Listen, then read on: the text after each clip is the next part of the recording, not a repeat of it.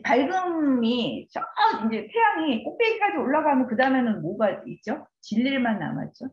서서히 이제 어둠이 이제 내려앉는 때, 그때가 이제 지화명이에요, 여러분. 지화명이 때. 그 이자라는 건 상하다, 다치다라고 말씀드렸어요. 그 여기서도 그 땅을 상징하는 곤괴가 지금 어디에 있는 거예요, 선생님? 그 715쪽에 여기도 오타가 있어요. 여기도 오타가 있어요.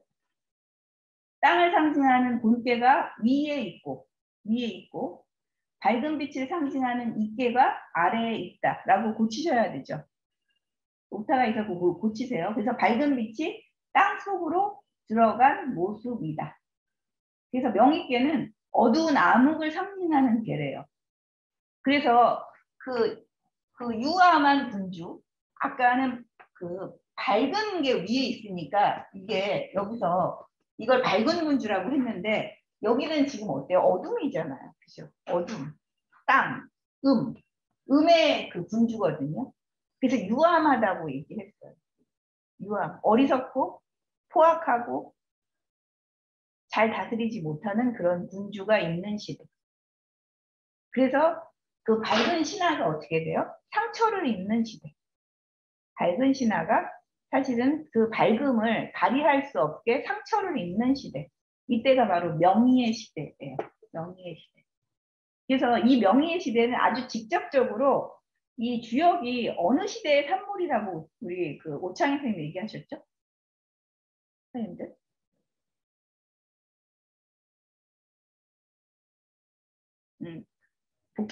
복귀시를 지나서 사실 이렇게 64개가 이렇게 갖추어진 게 은주 교책이라고 말씀드렸잖아요. 은나라와 주나라 이 교책이 은이 주로 교체하는 그 시기에 만들어진.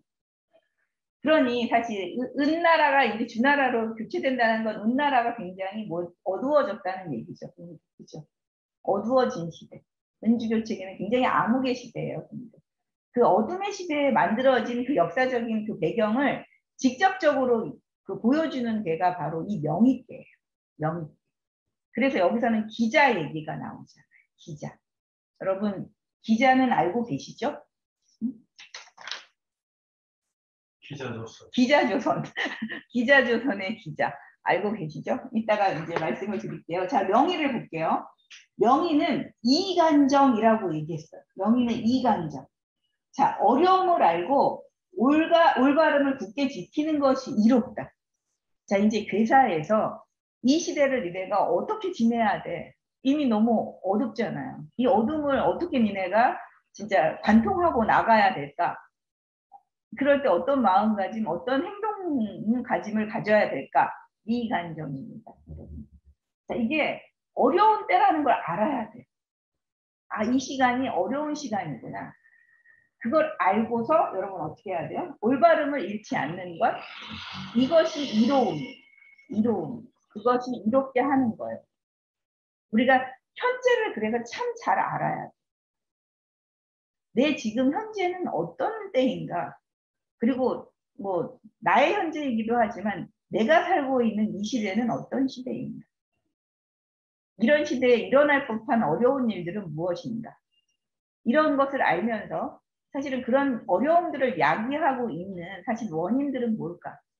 그러면 나의 어떤 그 마음가짐이나 우리가 살아가고 있는 그 세상에 대한 어떤 태도, 어떤 우리가 가지고 있는 욕망, 이런 것들을 우리는 어떤 식으로 사실은 바꿔야 될까? 어떻게 사실은 나를 이렇게 그 단속해 나가야 될까? 이런 생각을 해야 된다는 거죠. 그래서 간정이라는 말을 쓴 거예요. 그래야 이롭다. 간정해야 이롭다. 어두우니까. 그래서 명의계에서는 누가 얘기 나오냐면 문학 얘기가 나오죠. 당연히 문학. 서백창, 여러분 서백창. 서나라의 그 우두머리였던 창이라고 하는 이 사람, 이 누구한테 곤경을 당했을까요, 여러분? 은나라의 마지막 왕 주임금. 여러분 은나라 주왕 기억하시죠? 은나라의 주왕. 이 주왕이 젊었을 때는 엄청 총명하고요. 힘도 세고 그리고 다스림도 굉장히 잘했다는 거예요. 총명하고 다스리기도 엄청나게 잘하고 온나라 이 주왕이 여러분. 그런데 이제 이게 굉장히 잘 다스려지는데 전쟁을 되게 좋아했던 왕이기도 했다 그래요. 이 은나라 주왕이. 그리고 이 시대가 은나라가 사실은 도성 자체로 보면 굉장히 강대하게 꽤 큰 나라였어요.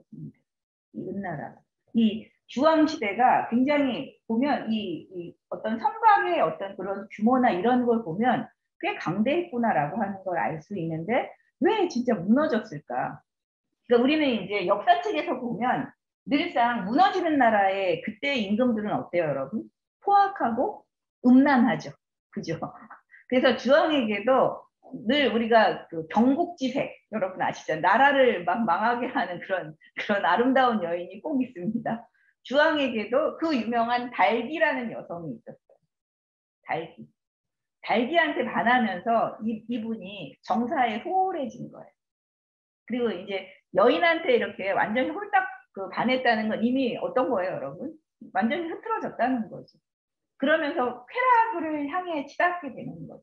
이렇게 쾌락을 향해 치닫게 되니까 어떻게 해요? 백성들은 사실은 이 사치한 그 군주를 만나게 되면 너무 살기가 힘든 거죠. 그죠? 살기 너무 힘들어지고 그리고 그 유명한 주지육림이라는 말은 은나라 주왕 때 나온 말이에요. 그 술 부어서 연못같이 만들어 놓고 그다음 고기를 어떻게 해요, 여러분? 숲처럼 매달아가지고 여인들과 즐겼던. 그러니 백성들은 얼마나 피폐했겠어요. 그리고 이걸 간언하면 그 간언하는 사람들을 마구 죽였어요. 그래서 이때 이제 우리가 포락형이라고 해가지고 이 구리기둥을 뜨겁게 달궈서 님들 그걸 안고 있게 하거나 아니면 그 위를 걸어가게 하고 이렇게 해서 형벌을 줬던 진짜 잔인한 시대를 우리가 은나라 주왕의 시대에 다 이제 몰아넣죠. 근데 이제 역사적으로 사실 그 정도까지 이 사람이 그랬는지는 우리가 알 수는 없는데 뭐 다른 거를 우리가 갑볼 문자를 보게 되면 은나라 주왕이 정치를 잘했다는 그런 기록도 있대요, 님들. 근데 제가 보기엔 여인한테 빠지고 그 다음에 이 은나라가 제사를 굉장히 중요하게 여긴 나라잖아요. 제사를 너무 많이 지내거나 전쟁을 빈번하게 일으킬 때는 망할 수밖에 없는 거죠. 그러니까 이제 그런 복합적인 요소들이 있으면서 은나라가 망한 것 같아요. 근데 그 모든 그 포악한 그 난폭한 행위들은 다 누구한테 몰아서 얘기를 했을까요? 은나라 주왕. 모든 나쁜 건 다 사람들이 어떻게 몰아주는 거예요. 은나라 주왕한테 이야기가 전해지면서 어쨌든 이 주왕 밑에서 사실은 이 서백창이 굉장히 사람들한테 그 인정을 받았어요. 그러니까 민심이 다 누구한테 기울어져 있었냐면 서백창한테 기울어져 있었습니다. 그래서 서백창이 다스리기를 굉장히 잘 다스려서 또 노인 봉양을 되게 잘했대요. 그러니까 그 시대에 우리가 잘 다스린다는 건 그 나라의 가장 그 공공한 사람들이 있잖아요. 어려운 공공한 지경의 사람들을 잘 돌볼 때 그 나라는 우리가 잘 다스려진다고 얘기할 수 있거든요. 그래서 구석구석 그 혜택이 미치게 해주는 왕이 최고의 왕이에요. 근데. 그래서 그 서백창은 노인을 잘 봉양한다더라 해서 이 서백창한테 갔던 그 유명한 역사적 인물이 있어요. 누굴까요? 오늘 이 시대를 얘기하는 명의이기 때문에 좀 주로 얘기를 해드려야 돼요. 여러분, 우리 시조에 많이 나왔는데 대기숙제. 대기숙제는 아시죠? 고사리 꺾어 먹고 굶어 죽은 분이죠. 수양상 고사리 기억하시죠? 그래서 절개의 상징인 우리가 대기숙제라고 하는 고죽국의 왕자들이 여러분 나는 왕하기 싫어요 그러면서 왕이 계승을 거부하고 어디로 갔냐면 서백창의 나라로 간 거예요. 이들이 노인을 잘 봉양한데 그러니까 복지가 잘 된 나라예요. 복지가 잘 되어 있는 이 나라로 가서 우리 살자 해가지고 대기숙제가 사실은 이 서쪽으로 왔다는 얘기를 하는 그 고사가 있는 나라거든요. 그럴 때 이제 이 서백창이 이 은나라 주가 굉장히 못 살게 구잖아요. 신하들의 간언도 안 받아들이잖아요. 그럴 때 자기의 밝음을 사실은 이 서백창은 감추고 사실 어두운 채 근데 굉장히 유순하게 밝음은 감추고 유순하게 왕에게 대했어요. 그러면서 사실은 그래도 거슬려서 어떻게 했을까요? 유리라는 지역의 감옥에 갇혔잖아요. 유리옥이라고 보통 얘기하거든요. 그게 중국 하남성에 있는 지명이에요, 여러분. 유리가. 유리옥이라는 데 갇혀서 거기서 그 어려운 때 자기를 안 드러내고 뭐를 했다? 64개 이걸 만들어냈어요. 지금 우리가 밝음을 감춘다는 게 뭘까라고 얘기할 때요.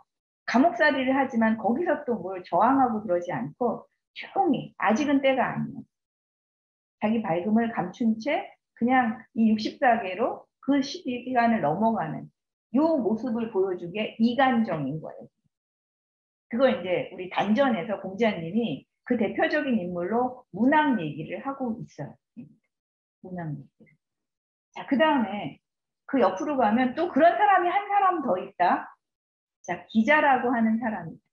기자. 자, 이 기자는 이 주 임금의 숙부다. 당숙이다라는 말이 있어요. 숙부. 당숙. 근데 한 번 간언했는데 안 들어줬어요.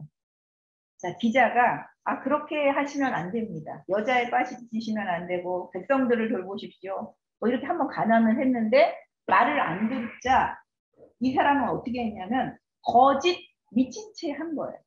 광인처럼. 그 거짓 광인인 거죠. 미친 채 하면서 간신히 밥만 먹으면서 떠돌았어요. 연명을. 마치 노예 생활을 하듯이 그렇게 떨어진 거예요. 이거는 자기를 감춘 거죠. 명의한 거예요. 이것도. 이 명의했는데 왜 그렇게 했냐면 자, 내가 계속 간언을 해봐야 그 당질이 주임금이 당실이 족한 거예요, 여러분. 당질이 당숙을 죽였다는 악명만 더해줍니다. 내가 임금에게 그런 악명만 더해주고 또 간언을 했다고 해서 도탄에 빠져있는 백성을 구하지 못하고 내가 몸에 지니고 있는 큰 법 있어요. 나라를 지키는 법. 이런 것들을 또 세상에 전하지 못한다는 것. 그러면 간언을 하다 죽는 것보다는 차라리 미친 척하는 게 낫지 않을까? 기자는 그렇게 생각하면서 떠돌았던 거예요. 그러면서 또 이 사람도 감옥에 갇히게 됐어요. 이 기자도. 지금 아시겠죠? 명의라고 할 때 이때 우리가 어떻게 하는 게 좋을까라고 하는 우리가 이제 이 시대를 어떻게 넘는 것이 좋을까라고 할 때 문안과 기자를 여기서 대표적으로 지금 얘기하고 있는 거예요. 공자님. 근데 이런 분만 있었던 건 아닙니다. 여러분 우리가 은나라 이 그 마지막 그 시간에 마지막 시대에 우리가 3명의 인자가 있었다라고 얘기해요. 대표적인 3명의 인자. 그게 기자. 자, 근데 이 기자라는 분이 동쪽으로 와서 어떻게 했어요? 그 조선 그 고조선 이후에 조선을 우리가 세웠다라고 해서 기자조선의 시대를 얘기하잖아요. 근데 사실 기자가요, 이 서쪽, 되게 서쪽이거든요. 그 서쪽을 거쳐가지고 동쪽으로 온다는 건 사실 이게 쉬운 일이 아니래요. 그 시대에, 이 기자 시대에. 오는 게 쉬운 일이 아니라서 아마 은나라, 주나라 교체기에 그런 유민들이 떠돌다가 조선까지 왔을 거라는 얘기는 하고 있어요. 기자가 직접 왔는지 알 수는 없는데 이런 식의 어떤 그 유민들이 한쪽 유민들인 거죠. 그때 아마 그 한반도까지 이르렀을 것이다. 이런 말을 하는 경우도 있어요. 그리고 실제로 여러분 진나라와 한나라의 진나라 한나라로 교체되는 이 시기에도 한족들 있잖아요, 여러분. 이 전쟁을 피해서 그 유민들이 어디까지 왔을까요? 저 아래, 한반도 남쪽 아래까지 왔어요. 그래서 우리가 신라가 세워질 때 신라를 우리가 세운 그 중요한 그 여러 종족들이 있잖아요, 선생님들. 한반도에 있는 한족만이 아니라요. 이렇게 진안교체기에 넘어왔던 유민들도 여기에 같이 합쳐졌어요. 그리고 우리 그 신라가 만들어질 때 그렇게 여러 유민들이 또 그렇게 합쳐지는 이런 양상을 보여주거든요. 어쨌든 그래서 기자조선이라는 말을 뭐 무리한 건 아닌데 기자가 직접 왔는지는 알 수 없다. 근데 이제 또 있어요. 미자라고 하는 주왕의 여러분 이복형이에요. 주왕의 이복형이 미자라는 사람이 있어요. 이 사람이 3대 인자 중에 한 사람이에요. 여러분 우리가 제을 기내라고 해가지고 기억하세요? 제을이라고 하는 사람이 자기 누이를 신하한테 시집 보낼 때 기억하시죠? 그 제을이라고 하는 은나라의 그 왕이 사실은 역사적으로 우리가 이제 그 고증을 해보면 주왕의 아버지였다라는 말이 주왕의 아버지. 그래서 어쨌든 그 제을의 아들이었던 미자가 이복형이었던 미자가 그 주왕에게 간언을 해봐야 죽임만 당하고 종묘사직을 지킬 수가 없겠구나 해가지고 이 미자는 어떻게 했을까요? 여러분? 제기를 가지고 등에 지고 도망을 쳤어요. 도망을 친 거예요. 언젠간 내가 이 그 은나라의 종묘사직을 잇겠다라는 그 마음으로 제기를 갖고 도망을 쳤던 미자가 있습니다. 자, 그리고 또 한 사람이 있어요. 비간이라는 사람이에요. 비간. 비간이라는 사람을 들어보셨을 거예요. 자, 이 비간도 주임금의 숙부예요. 주임금의 숙부인데 이 비간은 어떻게 했냐면 자, 기자는 간언하다 포기를 하면서 미친 채 했고 미자는 제기를 들고 도망을 쳤잖아요. 나는 도망을 칠 수도 미친 채 할 수도 없다. 자, 어떻게 해서든지 간언을 계속하겠다. 정말 듣든 안 듣든 내가 할 도리는 간언하는 것이다. 끝까지. 그래서 주왕이 정말 마음을 바꿨으면 좋겠다. 이런 마음으로 간언을 계속했어요. 그러다 어떻게 됐을까요? 죽임을 당하는 거죠. 근데 이제 그 성인은 이 주왕이 이제 잔인함을 표현하는 거라서 어땠냐면 성인에게는 심장에 7개의 구멍이 있다더라. 심장에. 옛날 그 뛰어난 사람 성인은 심장에 7개의 구멍이 있다고 하니까 아마 비간 너도 훌륭하니까 7개의 구멍이 있겠지 하고 몸을 해부해서 심장을 끄집어내서 봤다는 그런 이야기가 전하는 사람이 바로 비간이거든요. 그래서 지금 이 암흑의 시대에 여러분 어떤 것이 옳은지는 우리가 알 수가 없어요. 그죠? 누가 더 낫다고 얘기할 수 없는데 우리가 할 수 있는 행위는 도망가거나 미친 척하면서 연명하면서 큰 도, 정말 다스림에도 이걸 전해야겠다고 그런 사명으로 살아남아야 된다고 생각하는 사람. 또 하나는 아니야. 이런 시대에 끝까지 내가 왕을 바꿔야 돼 라고 간언하는 사람. 이 어떤 사람의 행위가 더 낫다 못하다라고 말할 수 없이 세 사람은 다 훌륭하다는 이들은 다 백성을 생각하는 마음, 왕을 생각하는 그 어진 마음을 가지고 있다. 라고 세 명의 인자를 얘기하고 있어요. 그런데 이제 명의시대에 자기의 그 밝음을 감춘 두 대표적인 사람은 문왕과 기자. 여기서 두 사람을 거론하고 있는 거예요. 아셨죠? 그리고 또 그 서백창은 감히 그래서 왕을 치지 못했잖아요. 그죠? 은나라 주왕을 내가 모시는 그래도 군주인데 이를 칠 수는 없다. 이렇게 생각하면서 나름 그냥 이렇게 자기 나라를 대비하면서 다스리고 있었을 때 더 이상 백성들이 이제 더 이상 갈 데가 없어요. 너무 힘들어요. 이럴 때는 어떻게 했어야 될까요? 은나라를 칠 수밖에 없다. 그렇게 해서 들고 일어난 사람이 누굴까요, 여러분? 그게 바로 무왕. 주나라를 세운 문왕의 아들이었던 무왕이에요. 이제 더 이상은 백성들이 견딜 수 없다. 이 주왕 하나 때문에 너무 많은 백성들이 도탄에 빠져서 정말 구덩이에 시체가 막 쌓여가고 있다. 눈 뜨고 볼 수 없다 해서 이 사람은 들고 일어난 거죠. 무왕. 강태공과 손잡고 들고 일어나서 은나라를 쳤던 거예요. 그래서 이제 정복을 하러 갔을 때 주왕이 결국은 녹대에서 여러분 자기를 불태워서 죽었어요. 분신한 거죠. 주왕이 이제 결국은 이제 분신해서 죽는 그런 최후의 결말을 어쨌든 맞았지만 또 이 또한 우리가 뭐라 말할 수 없는 또 무왕의 어떤 것일까요? 이 시대에 또 어찌할 수 없이 정말 할 수밖에 없었던 행위였다는. 그래서 그 연암 박지원은 무왕의 행위 또한 뭐예요, 여러분? 강태공의 행위 또한 인자의 행위다라고 얘기하고 임자의 행위. 이들은 각각 자기가 그때 딱 맞는 자기한테 맞는 행위들을 했다는 거. 자, 아까 제가 말씀드린 백이숙제가 있네요. 백이숙제. 백이숙제는 어떻게 했어요? 무왕이 이때는 아버지가 죽었어요. 그 서백창이 죽은 지 얼마 안 됐거든요. 그래서 그 아버지의 그 신의를 이렇게 이제 앞세워서 전쟁을 하러 이제 떠나려고 했을 때 백이숙제가 그 말고삐를 잡았어요. 말고삐를. 자, 당신의 아버지가 죽은 지 얼마 안 됐고, 그래도 우리가 아무리 이 주왕이 나쁜 사람이지만 그래도 우리의 그 군주였고, 그런데 또 함부로 이렇게 그 지금 죽이면 안 되는 거 아니냐라고 해서 딱 잡은 거예요. 그런데 이제 그렇게만 우리한테 얘기가 되는데 사실은 사마천사기의 백이열전이 그 열전에 첨머리에 있어요.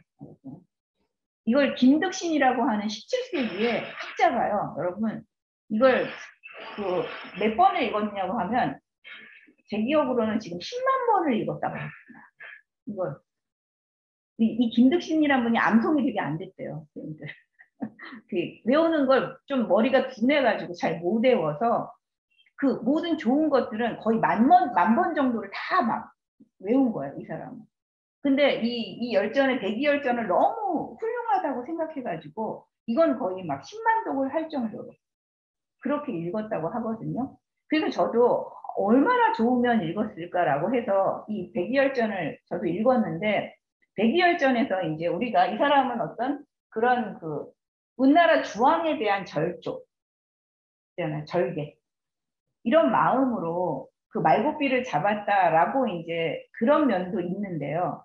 거기서는 딱 뭐라고 얘기했냐면 그 요런 말을 해요.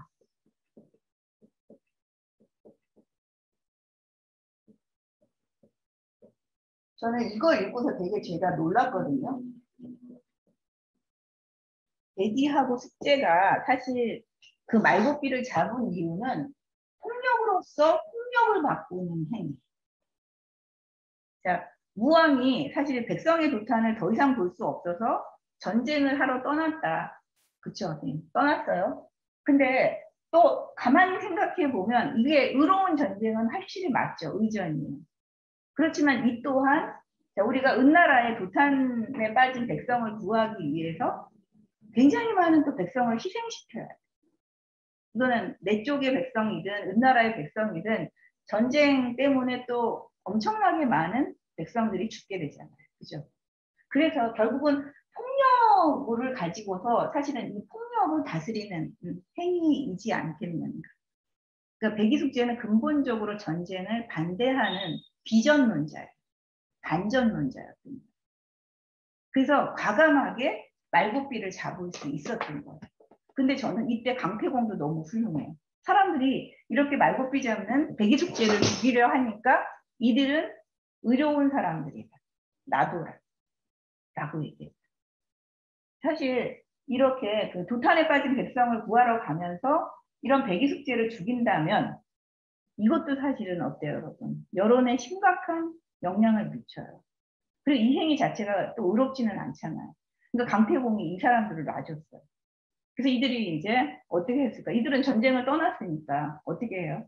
고사리를 먹는 게 문제가 아니라 수양산으로 이제 은거에 들어가는 거예요. 근데 거기 먹을 게 없어서 고사리를 꺾다 이제 더 이상 꺾을 게 없어서 그래서 이제 굶어 죽었다는 말이 있거든요. 그래서 지금 수양산을 진짜로 가보면 굶어 죽을 수밖에 없대요. 붉은 산이래요. 그 수양산이 되게 작고. 그래서 여기서 뭘 먹을 수 있을까? 고사리는 나나? 사람들이. 근데 우리가 되게 재밌는 게 뭐냐면 우리가 이제 백이숙제를 굉장히 숭배를 하잖아요. 우리 그 조선의 선비들이. 그래가지고 예전에 사신을 많이 갔잖아요. 우리 그 조선 사신들이 사절단으로 갈 때 꼭 여러분 고사리를 준비해 갑니다. 제가 열아일기에 나와요. 우리나라 사신단이 꼭 고사리를 준비해 가서 수양산 근처에 가잖아요. 그러면은 그거 뭐야 제사를 지내고 나서 그 닭에다가 고사리를 넣고 끓여 먹는 거예요. 이 백이숙제를 기리느라고. 근데 열아일기 너무 웃긴 게 이게 덜 익어가지고 배탈이 났어. 그때 사람들이 그런 얘기를 연함이 열알게 막 쓰고 있거든요. 너무 웃기잖아요. 어쨌든 근데 우리도 좀 재밌는 게 고사리 가져가서 어쨌든 그렇게 끓여 먹는 그 정도로 기림이 있는. 근데 제가 생각하기에는 우리가 알고 있는 것보다 훨씬 더 백이숙제가 굉장히 근본적으로 진짜 폭력을 반대하는 사람이었다. 진짜 그 비폭력 평화주의자예요. 그러니까 우리 맨날 인도의 간디를 얘기하는데 사실은 그 간디 이전에 그런 비폭력 평화주의를 얘기했던 사람이 백이숙제였다는 거예요. 여러분 이게 다 은주교체기에 나온 사람들. 은주교체기에 이 명의의 시대에 우리는 어떻게 해야 되는가 라고 하는 걸 이 5사람이 각각 얘기해 주고 있어요. 그래서 이들이 각각이 훌륭한 건 이 5사람이 다 있었기 때문이라고 연함이 말을 했어요. 이들은 한 사람만 있는 게 아니라 이 시대에 이런 사람들이 각각이 할 수 있는 행위를 다 하는 거예요. 그래서 무왕은 그래가지고 이 사람을 강태공이 안 죽인 이유는 이런 사람도 있어야 돼요. 이렇게 전쟁을 계속 일으키는 거가 최선은 아니기 때문에 비폭력을 주장하는 사람도 있어야 된다는 거. 이렇게 근본주의자도 있어야 돼요. 그래서 이들이 다 어우러져서 정말 주나라라고 하는 나라가 만들어졌다는 거. 아시겠죠? 이런 이야기를 제가 또 힘주어서 하네요. 막. 자, 그 다음에 이제 대상으로 갈게요. 자, 상활, 명입지중, 명이, 군자이, 미중, 그 다음에 용회, 이명이에요. 여기서는 또 아주 참 좀 다른 얘기를 하고 있어요. 뭐냐면, 자, 밝음이 땅속으로 들어간 것이 명의의 모습이다. 자, 리라고 하는 게 다가갈 리, 임할 리자예요. 우리 지택림 할 때 그 림자 있잖아요. 그거랑 같은 뜻이에요. 자, 군중에게 다가갈 때 뭐를 하냐면 용회, 어둠을 써서 밝게 합니다. 어둠을 써서 밝게 합니다. 밝은 것으로 밝게 하는 게 아니라 어둠을 써서 밝게 한다라고 얘기를 했거든요. 우리가 밝게 살피는 능력을 너무 과도하게 사용하면 오히려 제대로 살피지 못한대요. 그리고 오히려 백성들에게 해를 입힐 수 있다는 거예요. 너무 밝은. 너무 밝은. 그래서 지나치게 살펴서 모든 일을 시시콜콜 다 파헤치면 포용의 도량이 없게 된다. 그래서 군자는 밝은 빛이 땅속으로 들어가는 모습을 관찰해서 군중을 대할 때 밝게 살피는 능력을 극단적으로 사용하지 않고 일부러 어둠을 쓴다라고 해요. 자, 안 보이는 것처럼 좀 가릴 거는 가립니다.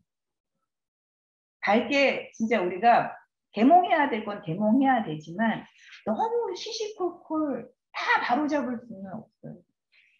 그래서 어둠으로써 밝게 한다라고 얘기하고 진짜 이거야말로 진짜 오명하죠. 우리가 밝음이 이렇게 그 사라지는 때 그 어둠이 우리가 깔리는 이 시대에 이 어둠을 사실 헤쳐나가는 건 어둠으로써 헤쳐나가야 된다는 얘기를 하고 있는 거예요. 사실 이 밝음을 간직한 자는 언제든 그 밝음을 드러낼 수 있는데 그 밝음을 드러낼 때도 사실 다 드러내서는 안 된다. 아무리 눈이 밝아도 구석구석 다 보려고는 하지 마라. 자, 아주 너무너무 우리가 구석구석을 다 그렇게 단죄를 하게 되면 잔인해지고 각박해집니다. 잔인하고 각박해. 너무 밝은 세상에서는 그래서 굉장히 각박하고 잔인한 행위들이 일어날 수 있다는 거예요. 그래서 이런 말을 하고 있거든요. 우리가 캄보디아 옛날에 캄보디아에서 어마어마한 학살이 있었잖아요. 기억하세요, 선생님들? 이게 70년대였나요? 그 캄보디아의 그때 대통령이 여러분 영국에서 공부를 하고 한 굉장한 엘리트예요. 우리는 뭐 그 군인이 뭐 일어나가지고 그런 학살이 대학살이 일어난다고 생각하는데 그게 아니라 영국에서를 공부를 하고 왔던 굉장한 엘리트에 제가 충격을 받은 건 이 사람이 노자를 엄청 신봉하는 사람. 충격 안 받으시네요. 저 너무 충격받아요. 노자를 공부하는데 선생님 이렇게 노자의 오히려 이 소박함 있잖아요. 질박함. 이런 정치를 하겠다고 내세웠는데 또 그런 거에 따르지 않는 사람들에 대한 또 이런 처단이 어마어마하게 잔인하게 일어나요. 제가 그거 읽고서 저 진짜 소름 끼쳤잖아요. 그래서 어떤 좋은 것도 여러분 이런 식으로 잔인하게 사용될 수 있다는 거예요. 아무리 이 도가 사실 되게 무의의 정치잖아요, 여러분. 다스리는 것 같지 않게 다스리고 잔인한 법을 쓰지 않는 게 사실은 그 도가의 정치인데 오히려 노자의 그런 이념에 굉장히 푹 빠져가지고 그걸 신봉하는 사람인데 오히려 청정하게 만들겠다는 이 마음으로 더 잔인한, 더 각박하게 대학살이 일어나. 충격. 그래서 이런 말을 하지 않을까요? 용해 이명이라는 말. 용해 이명. 이렇게 얘기할 수 있을 것 같아요. 자, 그 다음 촉으로 갈게요. 자, 명유비, 수기, 군자우행, 삼일불식, 유유왕, 주인유왕. 자, 밝은 빛이 손상되는 때에 우리가 날아가면서 우리가 날개를 이렇게 펼치지 못하고 늘어뜨렸어요. 늘어뜨릴 수. 날개가 느려뜨려지는 것이다. 그래서 군자는 떠나가는데 3일 동안 먹지 못하니 그대로 나아가면 주인의 말이 있게 된다. 나무라는 말, 안 좋은 소리 이런 것이 있게 된다라고 얘기했어요. 자, 어둠이 지금 깔리는 그때 초구 양이잖아요. 그죠? 초구 양은 그래서 나아가려고 하겠죠. 이렇게 나가려고 하는 기세가 세니까 그냥 나가는 게 아니라 날아간다고 표현합니다. 날아가는데 날아가려고 하는데 이미 밝음을 손상시키니까 날개를 어떻게 했어요? 내려뜨리게 하는 거예요. 유함한 군주, 유함한 세상이 이 날아가려고 하는 이 밝은 신하의 날개를 어떻게 해요? 날개 쪽지를 거의 꺾듯이 내려뜨립니다. 뭘 못하게 하는 거예요, 지금. 그래서 그렇다면 얘는 빨리 알아차리고 어떻게 해야 돼요? 군자는 떠나가야 돼요. 이 날개가 이렇게 떨어뜨렸다는 것은 완전히 손상을 입은 상태는 아니지만 앞으로 어마어마한 손상을 입겠구나 라고 하는 징조예요. 그래서 이 징조에 머물러 있으면 안 돼요. 얼른 떠나라. 떠나면 근데 굉장히 공공한 상태에 처할 수밖에 없어요. 그래서 3일 불식이라고 표현하는 거예요. 자, 군자가 떠나면 사실은 뭐 다 놓고 떠나는 거잖아요. 그죠? 자리도 놓고 모든 걸 놓고 떠나면 3일을 굶을 만큼 그렇게 곤궁하게 살게 된다. 그래도 이 사람은 떠나야 돼요. 그래서 떠나야 돼요. 떠나는데 어떻게 하자고요? 조금 안 좋은 소리들이 주변에서 혹은 뭐 군주에게 안 좋은 소리가 일어날 수 있지만 그래도 떠나라고 얘기하고 있어요. 유유왕, 주인 유언이라고 얘기를 했어요. 그래서 우리가 이렇게 기미를 읽는 거는 되게 중요합니다. 아, 이 사람은 아니구나 하는 걸 이제 우리가 딱 알아차려야 되는데 그 한나라, 여러분 그 한나라를 멸망시킨 사람이 누구예요? 마지막. 좀 역사에 좀 우리가 낯설지만 왕망이라는 사람 기억하시죠? 왕망. 여기 나와서 말씀을 드릴게요. 왕망이라는 사람이 그 한나라 때 이제 어린 군주를 대신해서 섭정 정치를 하고 있다가 자기가 왕위를 빼앗아 버렸어요. 그래서 신나라를 세운 거예요. 그리고 자기가 이 왕을 빼앗고 자기가 왕의 자리에 올라가지고 이제 그 사람들 선비들을 불렀는데 이 왕망 때 이 설방이라고 하는 사람이 불러도 이 사람은 안 들어갔어요. 그리고 은둔을 했거든요. 왜냐하면 이럴 때 이 사람은 사실 왕망의 밑으로 들어가면 진짜 날개를 펴볼 수가 없거든요. 그래서 기밀을 읽고서 이 사람은 떠난 거예요. 그리고 여기 양웅이라는 사람도 마찬가지로 왕망이 여러분 그 현사들을 잡아간다고 하니까 이 왕망은 미리 알고서 높은 건물에 올라가서 도망가려고 떨어졌다가 다쳤대요. 좀 웃기죠, 이거는. 어쨌든 그런 인물들. 근데 어쨌든 그런 기밀을 알면 얼른 떠나라. 초구에서 떠나야 돼요. 명의의 시대에. 뭐 이제 그런 사람들 되게 많이 나와요, 지금. 그리고 이제 그 727? 1쪽에 목생이라는 사람도 이게 이제 그 한나라 초창기예요. 유방이 이제 나라를 세우고서 그 자기 동생 유교한테 초나라를 이렇게 그 다스리게 했거든요. 그래서 초원왕이에요, 그 사람이. 근데 이 초원왕이 현사들을 굉장히 그 아꼈어요. 그래서 이 목생을 너무 아껴가지고 목생을 대접할 때마다 단술, 굉장히 좋은 술, 단술을 늘 마련해 놓은 거예요. 근데 그 아들이 왕위를 잇고 나서 찾아갔는데 이 그 아들은 단술을 준비 안 했어요. 아버지는 늘 단술을 줬는데 이건 뭐예요? 아, 이 그 왕은 그 다음 그 아들은 이런 선비를 존중할 줄 모르는 사람이구나라고 하는 걸 이 사람이 눈치챈 거예요. 그래서 이제 떠났는데 그때 사람들이 왜 단술 정도 안 줬다고 떠나는 거야? 뭐 이렇게 뭐 그렇게 맛있는 술을 먹으려고 그래? 뭐 그거 대접 좀 안 받을 수 있지? 라고 사람들이 주변에서 말을 했다는 거예요. 근데도 이 사람은 소리치고 떠났거든요. 근데 그 아들은 좀 잔인했어요. 그래서 정치를 좀 혼돈스럽게 만든 사람이에요. 그래서 그걸 미리 예견하고 이 사람은 떠났다. 이건 단술의 문제가 아니라 단술을 통해서 이 사람을 읽은 거죠. 그래서 유언이라고 하는 건 바로 이런 거예요. 이 사람이 떠나려고 할 때 사람들은 뭘 모르고 뭐 단술 정도로 떠나? 이런 말들이 좀 있을 것이다. 그렇지만 떠나야 한다. 이거예요, 선생님들. 자, 그 다음에 6위로 갈게요. 자, 명의, 이우자고, 용증마장길 이렇게 얘기했네요. 용증마장길이에요, 여러분. 자, 밝은 빛을 손상당하는데 자, 어디가 상처를 당하냐면 왼쪽 넓적다리에 지금 상처를 입었어요. 어쨌든 손상을 입었습니다. 그럴 때 어떻게 해야 되냐? 손상을 입었으면 자, 우리가 이제 손상을 피하지는 못해요. 이 유기 자리에서는 좀 입어요. 발급이 손상 당하는 때는 손상을 입는데 얼른 피할 수는 있어. 왜? 오른쪽 다리가 아니라 왼쪽 다리. 조금 걷는 데는 오른쪽 다리가 훨씬 더 힘을 많이 주게 되잖아요. 그래서 그나마 오른쪽 다리가 아닌 왼쪽 다리에 지금 손상을 입었고 발이 아니라 넓적 다리에 손상을 입어서 그나마 걸을 수가 있어요. 손상이 적은 거예요. 그러니까 손상이 적을 때 얼른 피해야 돼. 그 피하는 방도를 얼른 우리가 찾아내야 되는데 그게 뭐냐? 건장한 말. 증이라고 하는 게 그 구할 증자거든요. 구원하는 말이 건장해야 이롭다라고 얘기했어요.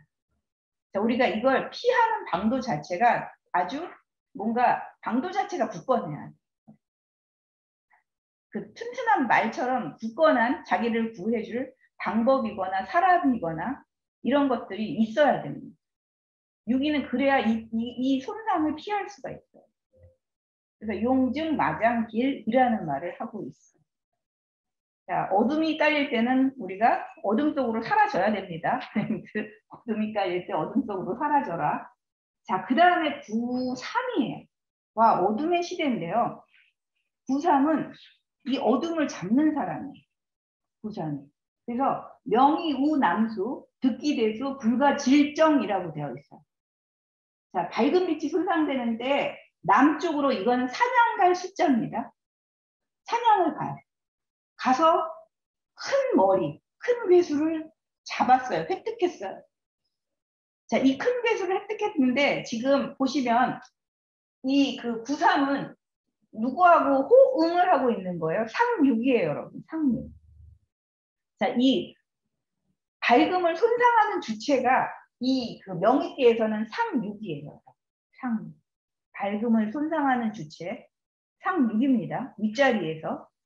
그래서 9.3이 호응해서 잡을 수가 있는 거예요. 그래서 상륙을 잡았어요. 그게 바로 그 대수예요. 상륙.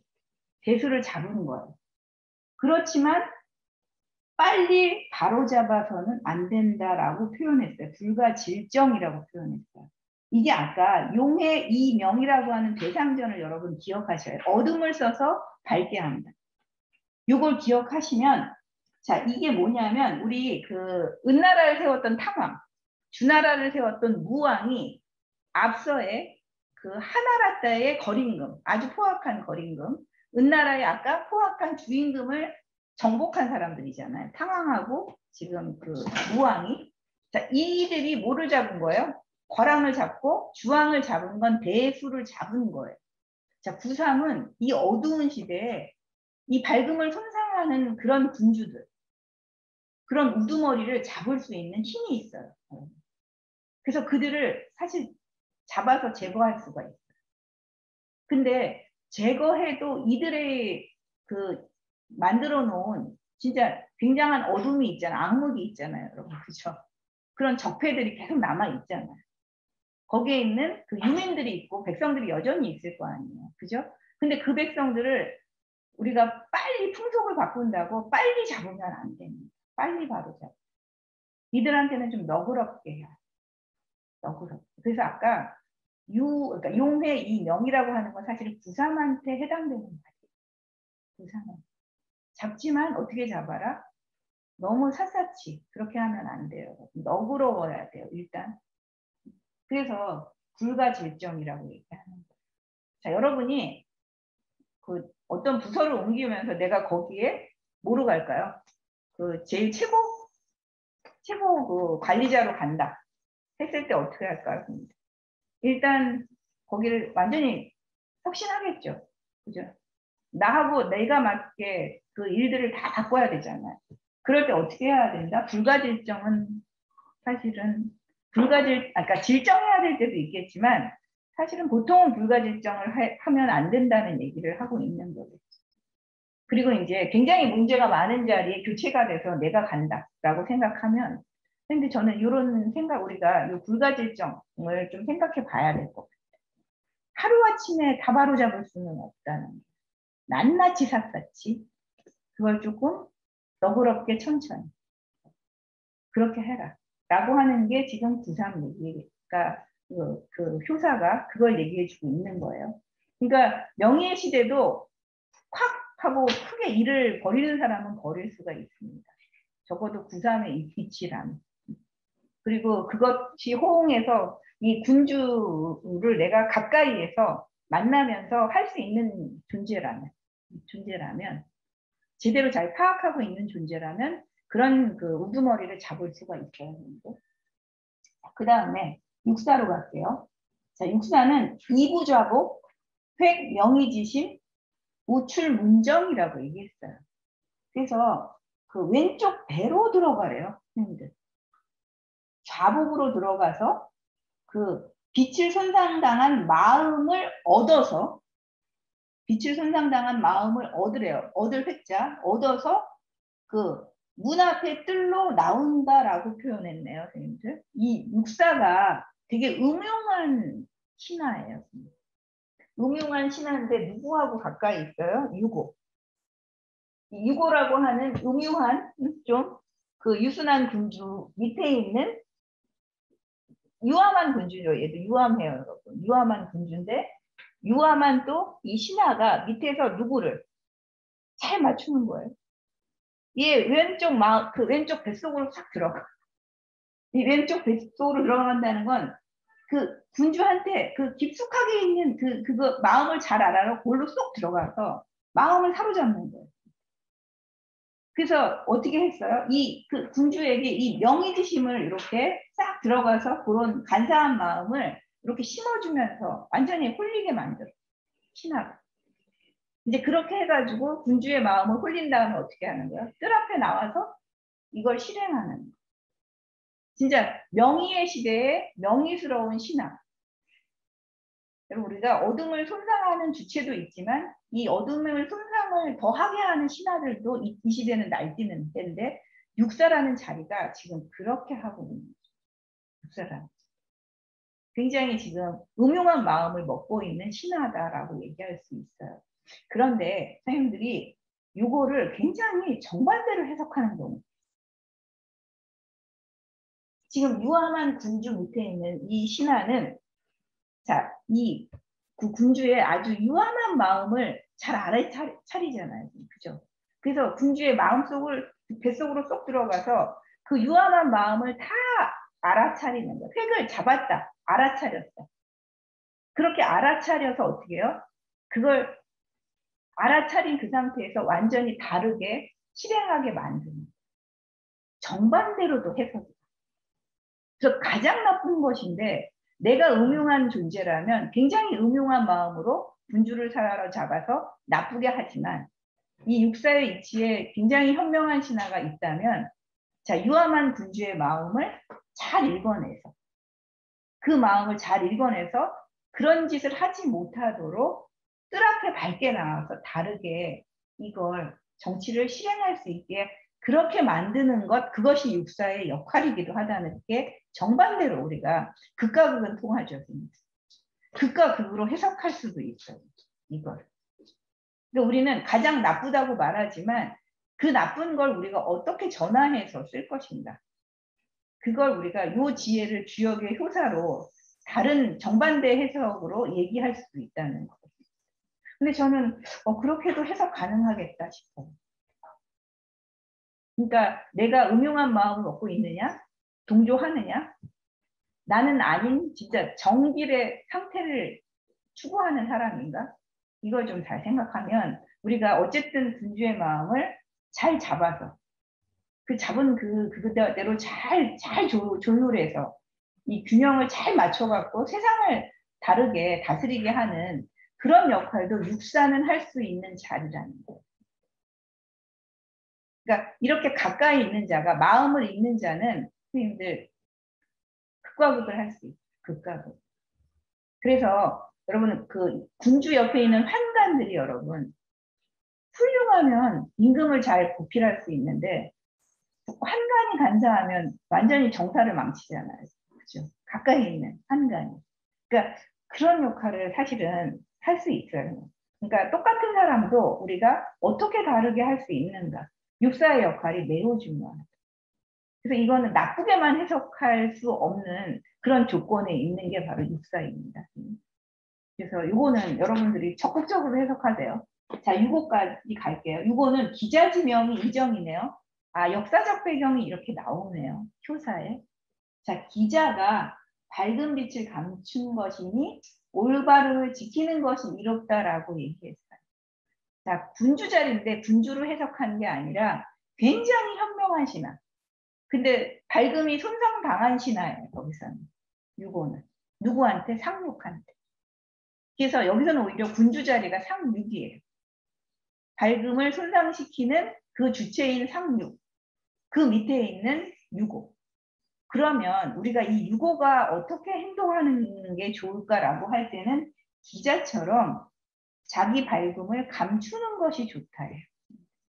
자기 밝음을 감추고 미친 척하는 것이 좋은데 미친 척하더라도 뭐를 위해서 대도를 전하기 위한 마음을 사실은 지키고 있는 거죠. 그렇게 미정하라라고 얘기했어요. 미정. 기자라는 인물이 아주 구체적으로 등장하는. 그래서 우리가 이 주역이 만들어진 시기를 우리가 추정할 수 있게 해주는 효사가 바로 이 6호의 효사. 자, 아까 군주 밑에 있는 육사가 이렇게도 극단적으로 행동할 수 있는 그런 자리. 근데 이 6호의 자리는 더 이제 그 가까이 있는 자리라서 이 존재는 진짜 올곧거든요. 중하거든요. 6호라서. 이 중해서 육사처럼 왔다 갔다 안 할 수 있어요. 그러니까 어떤 마음을 먹느냐에 따라서 극단적인 행위가 갈 수 있는 가능성 자체가 아예 없는 게 6호거든요. 그런 신하라면 얘는 차라리 어둠 속에 숨어 있는 게 낫다. 밝음을 감춰라. 이렇게 얘기하고 있는 거예요. 이 시대가. 자, 그 다음에 상륙입니다. 자, 불명이에요. 밝지 않아요. 그래서 어두워요. 상륙인데 지금. 그 명의의 끝계니까 밝지 못하고 사실 어둡죠. 가장 어둡죠. 그런데 처음에는 하늘에 올랐어요. 사실 이 명의의 처음에는 밝았겠죠. 그죠? 얘가 밝게 하늘에 올라서 세상을 쫙 다스리고 있었잖아요. 사실 생각하면 우리 주왕도 세상을 잘 다스렸잖아요. 처음엔. 그죠? 그러다가 어떻게 된 거예요? 안매해져가지고 땅속으로 들어갔고요. 그래서 거기 보면 후입우지라고 나중에는 땅으로 들어갔다라고 얘기하고 있어요. 법칙을 잃었다. 여러분 우리가 밝아도 여러분 우리가 시간이 흐르면서 어두워질 수 있어요. 이건 모든 존재가 우리가 이렇게 될 수 있다는 경계를 하고 있는 상류. 우리가 어떤 상태에서 굉장히 그것이 극에 달할 때 여러분 처음에는 굉장히 우리가 잘 하다가 진짜 우리가 흐트러질 수가 있어요. 처음에 내가 굉장히 정도를 걷던 사람인데 어느 순간 어떻게 진짜 잘못 대접받고 나를 위해서 막 나만 위하는 그런 사람들이 나를 둘러싸서 진짜 인해장막으로 이렇게 둘러싸이는 그 순간 어떻게 돼요? 밝음이 가려져서요. 내 자체가 음란태폐, 진짜 그 난폭 이런 사람이 될 수 있다라는 얘기를 하고 있거든요. 왜 그 한때 2, 3년 전에 IT 업계에 그 돈 갑자기 많이 번 사장들 있잖아요. 그런 사장들 굉장히 희한한 짓 많이 해가지고 그때 막 활 쏘고 막 활 쏘고 막 폭행하고 막 그런 사람 기억하시죠? 음란물 영상도 만들고 뭐 이랬던 사람들. 그런 사람들이 처음부터 그랬겠어요? 처음에는 뭐 제대로 된 그 사업가로서 기업을 세우려 하다가 너무 잘 되니까. 너무 잘 되면서 막 돈이 어마어마하게 들어오니까 완전히 바뀌는 거죠. 그래서 사실 밝다가 명의가 되거든요. 밝은 시대가 이렇게 가면 어두움이 반드시 오거든요. 그러니까 이 그 어둠이 온다는 것을 알게 되면 뭐 돈이 많이 들어오고 내가 너무너무 잘 나간다. 아까 진교에서 너무너무 잘 나간다 하더라도 거기서 우리가 진짜 방일해지면 안 돼. 방일나태. 방일나태. 우리의 정신이 방일나태한 그 순간 뭐가 돼요? 여기처럼 후입오지 땅속으로 들어가게 돼요. 땅속으로 들어가게 됩니다. 이게 진깨와 이게 나란히 가는 이유가 그거예요. 잘 나갔던 때의 그 올곧은 정신 자체가 굉장히 흐트러질 수 있다는 거예요. 사람이란. 누구나 우리 여기서 요 한 길 벼랑으로 떨어지는 게 순간이기 때문에 이 이야기를 그냥 안 좋은 거다라고 생각하시지 말고 밝은 것은 이렇게 어둠 속으로 땅 속으로 들어갈 수 있어. 처음엔 좋다가 나중엔 이렇게 되는 경우도 진짜 이것도 굉장히 흔한 일이구나. 세상사가 이렇게 진행될 수 있구나 하는 생각을 하시면서 어떻게 우리가 원칙을 잃지 않아야 되는가? 어떻게 우리가 처음 그 시작하는 마음을 잃지 않아야 되는가? 이런 것들을 우리가 명의계에서 좀 생각해 볼 수 있을 것 같아요. 제가 오늘은 조금 시간을 많이 썼어요. 역사 얘기를 좀 많이 해가지고 여러분들한테 그 은주교체기에 5명의 그 인자에 대한 이야기를 안 할 수가 없어가지고 그리고 제가 그 연암박지원 읽었을 때 그게 백이론이라는 글이거든요, 여러분. 백이론을 읽고서 너무 놀란 거예요. 연암박지원 어떻게 이렇게 멋질 수가 있을까? 이 5사람 우리가 진짜 각각의 역할이 있구나. 그래서 누가 특별히 더 나쁘다, 좋다 이렇게 표현할 수가 없구나. 행위들은 다 굉장히 대립할 수도 있죠. 백이와 무왕의 행위는 굉장히 대립적인 거잖아요. 대립적이지만 굉장히 또 보완이 되는 것이기도 해요. 그렇지 않나요? 그래서 사실 무왕이나 강태공이 이 백이를 기린 거예요. 오히려. 근데 기념하지 않으면서 그냥 살게 놔둔 것 자체가 여러분 그런 존재가 또 있어야 되거든요. 전쟁만 일으킬 수는 없어요. 그래서 그런 것들을 다 이렇게 여러 행위 양상들이 다 자기 방식의 인한 행위였다는 걸 그렇게 논설로 보여주는 글이 연암의 백이론인데 나중에 기회가 되시면 요 괴를 했으니까 꼭 한번 읽어보세요. 번역본에 아주 번역이 잘 돼 있거든요. 그 책 이름. 그 연암 그 박지원 연암집이라는 책이 있어요. 연암집. 예. 연암집 안에 백이론 상하가 있어요. 백이론. 그래서 그 부분을 이렇게 한번 읽어보세요. 읽어보시면 아마 요 괴를 해석하실 때 더 도움이 많이 되실 거예요. 자, 오늘 저는 이렇게 마무리를 하도록 하겠습니다.